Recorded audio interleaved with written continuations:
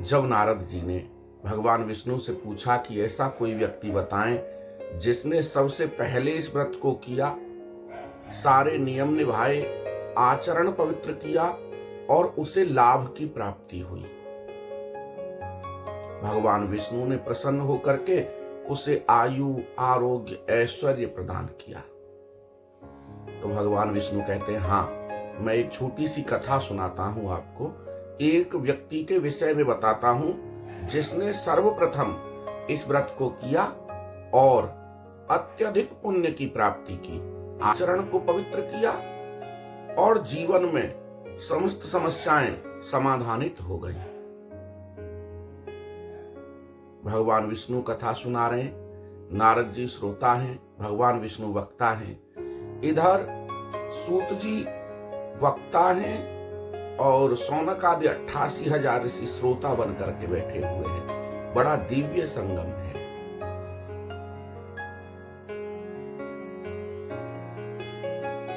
काशी नामक नगर में एक निर्धन ब्राह्मण रहा करते थे। भिक्षा के लिए नित्य प्रति पृथ्वी पर भ्रमण करते थे। एक दिन दीनों पर दया करने वाले दीनदयाल को उनके ऊपर दया आई। वृद्ध साधु का वेश धारण कर मार्ग में ब्राह्मण के साथ चलते हुए प्रश्न किया, विप्रदेव, क्या आप प्रातः काल भजन इत्यादि, पूजा पाठ इत्यादि, संध्या इत्यादि नहीं करते? प्रातः काल होता है, मैंने कई दिन आपको देखा है, सूर्योदय से पूर्व ही आप झोली कंधे पर लटकाते हैं और भिक्षाटन के लिए निकल पड़ते हैं। तो ब्राह्मण ने संकोच करते हुए जवाब दिया कि मैं निर्धन हूं साधु। जब मैं भिक्षाटन से घर लौटता हूं तो मेरी धर्मपत्नी बच्चों के लिए भोजन पकाती है, तब जाके हमारे परिवार का भरण पोषण होता है। अगर आप भिक्षावृत्ति से निवृत्ति का कोई उपाय जानते हैं तो मुझे बताएं, मैं अवश्य करूंगा। और अगर मुझे भिक्षाटन से मुक्ति प्राप्त हो गई तो फिर मैं भगवत भजन, आराधन, पूजा, संध्या इत्यादि अवश्य करूंगा। तो भगवान तो मित्रों भाव के भूखे हैं। हमारे ब्रज में एक दोहा था कि भाव का भूखा हूं मैं, भाव ही बस सार है। भाव से मुझको भजोगे, भव से बेड़ा पार है। भाव बिन कुछ भी जो दोगे, मैं कभी लेता नहीं। और भाव से एक पुष्प भी होता मुझे स्वीकार है।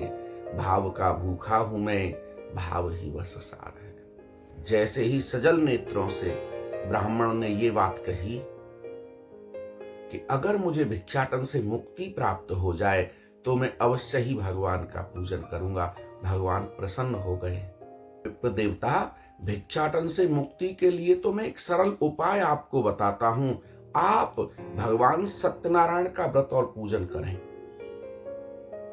श्रद्धा, भक्ति और विश्वास के साथ भगवान सत्यनारायण का व्रत पूजन करते हुए आप सहज भिक्षाटन से मुक्ति प्राप्त कर लेंगे। ब्राह्मण देवता पूछने लगे, मैंने तो कभी किया नहीं है, इस व्रत का विधान क्या है? कौन से दिन किया जाता है? कौन से दिन किया जाता है? भोग प्रसाद के लिए क्या सामग्री निर्धारित की गई है?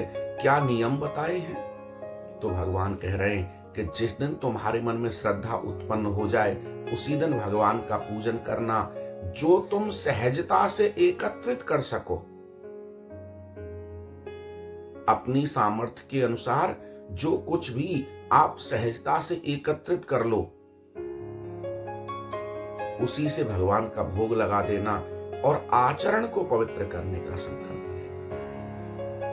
जैसे ही आचरण को पवित्र करने की बात आई, ब्राह्मण देवता चौंके, करबद्ध होकर के साधु वेशधारी भगवान से कहने लगे, प्रभु मैं तो निर्धन ब्राह्मण हूं, मेरे आचरण में कौन सी बुराई हो सकती है? भगवान कहते हैं, हे विप्र, आचरण की बुराई व्यक्ति को स्वयं दिखाई नहीं देती, उसका अभिमान उस बुराई को बुराई मानने के लिए तैयार ही नहीं होता। मैं बताता हूं आपके आचरण में जो बुराई साक्षात प्रकट हो रही है वह है कि ब्राह्मण भिक्षाटन का अधिकारी नहीं है। ब्राह्मण का कार्य भिक्षा मांगना नहीं है। फिर से ब्राह्मण ने करबद्ध होकर के कहा कि हमने तो शास्त्रों में पढ़ा है कि सुदामा जी भिक्षाटन किया करते थे। भगवान कहने लगे, अवश्य अवश्य सुना होगा विप्रदेव, लेकिन प्रारब्ध के कारण ब्राह्मण को भिक्षाटन करना पड़ भी जाए तो उसे मात्र एक दिन में 5 घर भिक्षाटन करने का अधिकार है। अगर 5 घरों में से कुछ अन्न धन प्राप्त हो जाए तो उसी से परिवार का भरण पोषण कर ले, अन्यत्र उस दिन भगवान का व्रत करते हुए गुजारे, भगवान का भजन करते हुए गुजार दे, भगवान का कीर्तन करते हुए गुजार दे। समझ में आ गई बात। सुदामा जी मात्र 5 घर भिक्षाटन किया करते थे। व्रत का विधि विधान बताया, नियम भी बता दिया और साधु वेशधारी भगवान अंतर ध्यान हो गए मित्रों। अभी वार्तालाप हो रहा था, अचानक से अदृश्य हो गया। आज अवश्य ही मेरे ऊपर ठाकुर जी की कृपा हुई है। भगवान की कृपा से ही संतों का मिलन होता है।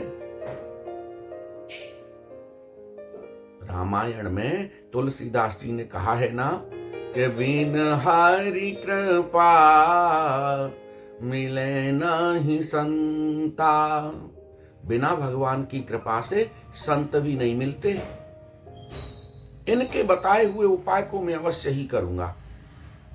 मन में विश्वास कर लिया, मन में संकल्प ले लिया, आज भिक्षाटन से जितना भी अन्न धन प्राप्त होगा उसी से भगवान का पूजन करूंगा। कहते हैं जो तू आवे एक पग में आऊं पग 60।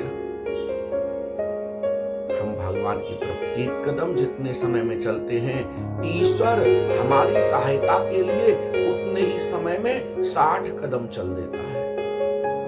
बस हमें वो एक कदम उठाने की आवश्यकता है। कहते हैं भिक्षा में अधिक अन्न धन की प्राप्ति है।